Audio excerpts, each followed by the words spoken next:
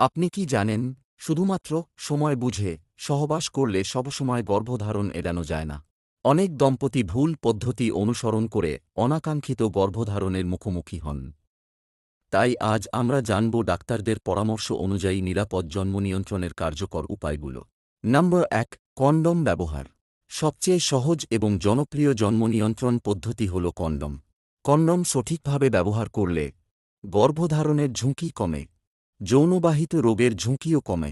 সহজে ব্যবহার করা যায়, পার্শ্ব প্রতিক্রিয়া তুলনামূলক কম।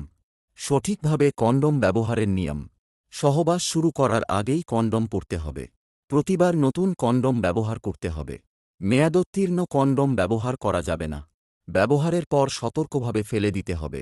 অনেক সময় ভুল ব্যবহারের কারণে কন্ডম ছিঁড়ে যেতে পারে বা কার্যকারিতা কমে যেতে পারে। নম্বর ২, জন্ম নিয়ন্ত্রণ বড়ি। অনেক নারী গর্ভধারণ এড়াতে বার্থ কন্ট্রোল ব্যবহার করেন। এই বড়িগুলো শরীরের হরমোন নিয়ন্ত্রণ করে ডিম্বস্ফোটন বন্ধ করতে সাহায্য করে। সুবিধা: কার্যকারিতা অনেক বেশি।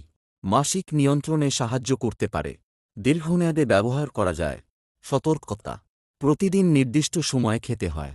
ডাক্তারি পরামর্শ ছাড়া শুরু করা উচিত নয়। কিছু মানুষের ক্ষেত্রে পার্শ্ব প্রতিক্রিয়া হতে পারে, যেমন বমিভাব, মাথা ব্যথা, মুড পরিবর্তন। নম্বর ৩, কপার টি বা ইয়াট। কপার টি হল একটি ছোট ডিভাইস যা জরায়ুর ভেতরে বসানো হয়। এটি দীর্ঘ সময় গর্ভধারণ প্রতিরোধ করতে পারে। সুবিধা: ৫ থেকে ১০ বছর পর্যন্ত কার্যকর হতে পারে। প্রতিদিন কিছু মনে রাখার দরকার হয় না। কার্যকারিতা অনেক বেশি। অসুবিধা: প্রথম দিকে অস্বস্তি হতে পারে। কিছু নারীর মাসিক বেশি হতে পারে। অবশ্যই প্রশিক্ষিত স্বাস্থ্যকর্মীর মাধ্যমে বসাতে হয়। নম্বর ৪, ইনজেকশন ও ইমপ্ল্যান্ট। অনেক নারী জন্মনিয়ন্ত্রণ ইনজেকশন বা ইমপ্ল্যান্ট ব্যবহার করেন।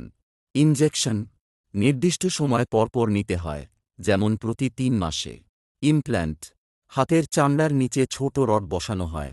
সুবিধা: দীর্ঘ সময় কার্যকর। প্রতিদিন ওষুধ খাওয়ার দরকার নেই। অসুবিধা: মাসিক অনিয়মিত হতে পারে।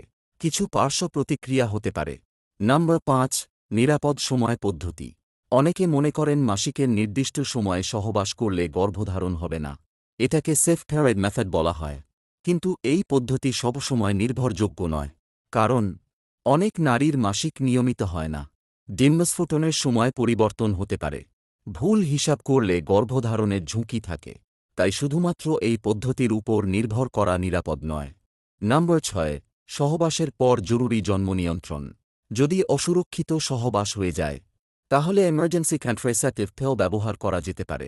এটি সাধারণত ইমার্জেন্সি পিল নামে পরিচিত। গুরুত্বপূর্ণ বিষয়: যত দ্রুত নেওয়া হয় তত কার্যকর। নিয়মিত জন্ম নিয়ন্ত্রণ হিসেবে ব্যবহার করা উচিত নয়। অতিরিক্ত ব্যবহার শরীরের জন্য ভালো নয়। ডাক্তারের পরামর্শ অনুযায়ী ব্যবহার করাই নিরাপদ। নম্বর ৭, যেসব ভুল ধারণা থেকে দূরে থাকবেন। অনেক ভুল ধারণা সমাজে প্রচলিত আছে, যেমন সহবাসের পর গোসল করলে গর্ভ হবে না, নির্দিষ্ট ভঙ্গিতে সহবাস করলে গর্ভধারণ হবে না, প্রথমবার সহবাসে গর্ভ হয় না। এসব ধারণার কোনো বৈজ্ঞানিক ভিত্তি নেই। তাই সঠিক তথ্য জানা খুব গুরুত্বপূর্ণ। নম্বর ৮, যৌনস্বাস্থ্য নিয়ে সচেতনতা জরুরি। জন্ম নিয়ন্ত্রণ শুধু গর্ভধারণ এড়ানোর বিষয় নয়, এটি দাম্পত্য জীবন ও শারীরিক সুস্থতার সঙ্গেও জড়িত। সচেতনতা থাকলে অনাকাঙ্ক্ষিত গর্ভধারণ কমে, যৌনবাহিত রোগ প্রতিরোধ করা যায়, মানসিক চাপ কমে। নম্বর ৯, কোন পদ্ধতি সবচেয়ে ভালো? এটি নির্ভর করে বয়স, শারীরিক অবস্থা, ভবিষ্যতে সন্তান নেওয়ার পরিকল্পনা, ব্যক্তিগত পছন্দ। তাই একজন ডাক্তার বা প্রশিক্ষিত স্বাস্থ্যকর্মীর পরামর্শ নেওয়া সবচেয়ে ভালো সিদ্ধান্ত। নম্বর ১০, কখন ডাক্তারের কাছে যাবেন?